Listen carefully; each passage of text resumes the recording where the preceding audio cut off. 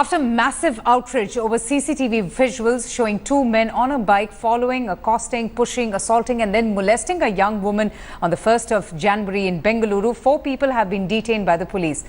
The incident happened in Kamanahalli area in Bengaluru. The video shows that the woman steps out from the auto rickshaw post midnight. She's walking towards her home, which is just 50 meters away, when all of a sudden 2 men on a scooter, they start stalking her. First they follow her, then they stalk her, and then all of a sudden one of the attacker lunges towards her and gropes her. When the woman shouts and screams and tries to escape, the molester is seen pushing her on the road.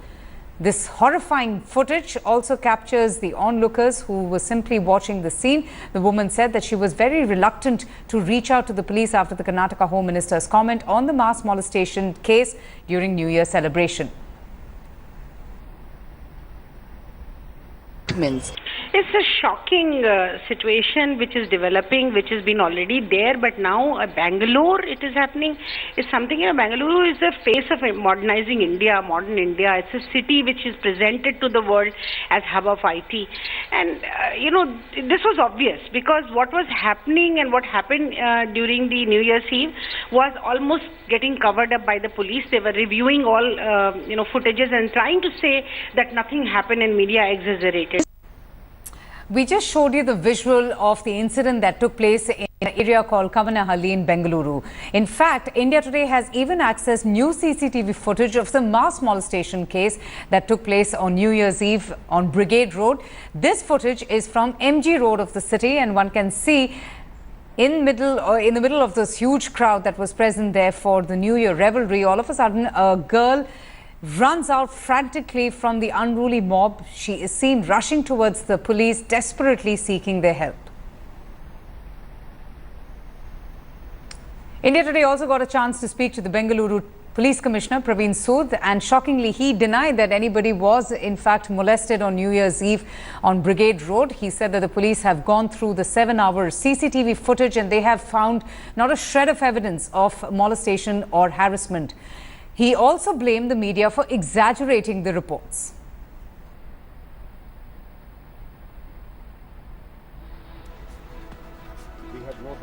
No, first of all, I'll tell you they are disturbing visuals because you are blurring them.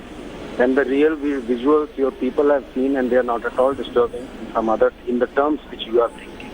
I want to clarify, MG Road, no molestation happened. As per those visuals which have been seen by your people and we people also. We have seen almost 45 to 60 cameras.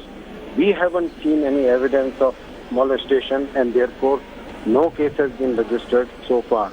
Anyone coming forward, anyone showing us something, we would definitely do this. Even suo moto, we will do it. The Bengaluru Police Commissioner speaking to us earlier on, outrightly denying any incident of molestation. But we would also like to play out what the victims had to say about what happened that night. Coming to you now, first, ma'am, let me ask you, the lady on the left-hand side. I would hate for you to recount the ordeal and the horror that both of you had to witness, but can you just tell us what exactly had happened and what were the policemen doing there? I believe there were 1,500 police personnel deployed to ensure the safety and to ensure that no untoward incident takes place. But tell us, what happened? Yes, what happened was we decided that we will go and we'll just pray. Offer our prayer in the church. There's this famous St. Patrick's Church on Church Street on Brigade Road. So me along with my 3 other friends, we just left for the church and we just wanted to pray. We were not drunk at all. And there in that particular area, the cops were extremely busy controlling the traffic because there was a hell lot of traffic. And the church gates also were locked because of hooligans. What happened, we requested the gatekeepers, can you please allow us to go there for like 10 minutes? We are going to pray and then come back. So they said yes. We went, we prayed, we came back. Until then, it was still fine. It was around 12:15.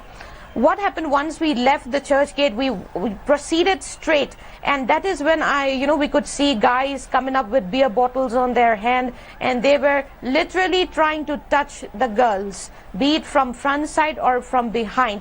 And what they did, they tried pinching me below my thigh. And that is when I shouted back at them, don't do this. No, don't. so when you raised the alarm, what was the response? When you shouted, when you screamed, when you raised the alarm, was there a lot of music? Was there a lot of noise around you that the police didn't hear you? No, they were... No, nobody heard, and they were like, all the cops were busy controlling traffic there, and everybody else, they were busy, you know, on their vehicles trying to make their way out of that road. So nobody was like, okay, this happens. This was like kind of, guys were legally authorized to molest on that moment. That's how I felt.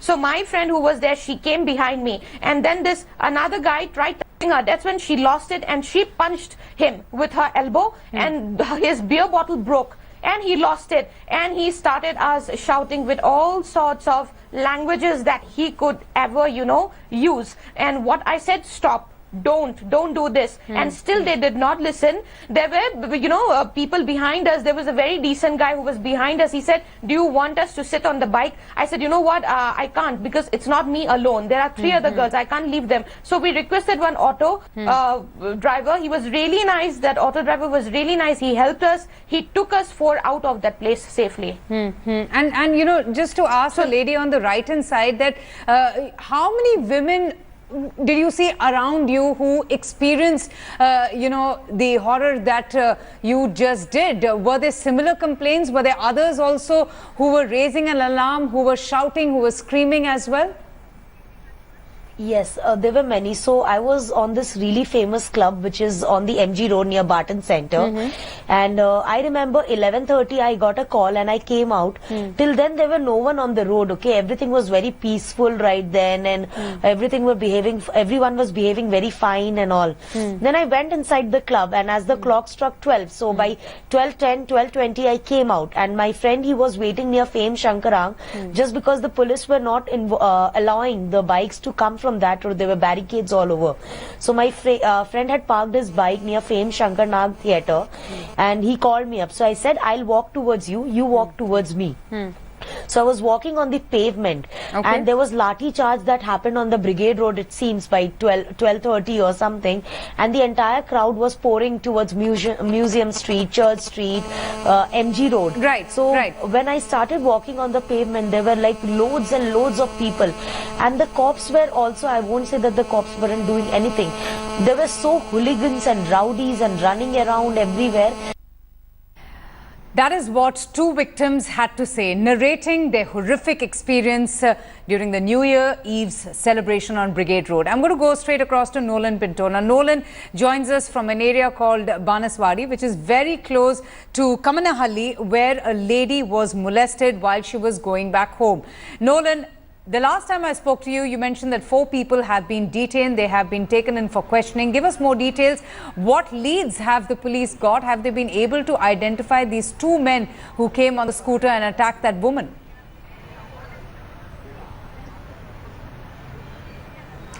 Well, it looks like the police are doing a bit better job when compared to what they have been doing so far elsewhere. The information we have is that at the Banaswadi police station, where the FIR was lodged last night itself, 7 men were detained by the local police. Now, questioning started from this morning. 3 of them have been released. 4 of them are still inside. We are getting information from our sources that one of them has confessed to being involved in this dastardly incident, this dastardly crime. So this is from our sources. We're waiting for senior police officers who have actually left the police station to come back and confirm this on record. But sources inside tell us that one of them has confessed. And what's also shocking is the fact that the police station is just about, say, about 250 to 300 meters away from where these 2 girls stay there. But from our sources, they also tell us that wherever these girls went, they were followed back by these men. So it was not something that they saw them there getting off the auto and walking back home. They were followed from wherever they took the auto right to their home. The first girl somehow escaped. It was the second girl who was unlucky, and this is what happened. Absolutely shocking. For now, Nolan, thanks so much for joining us. We'll keep coming back to you.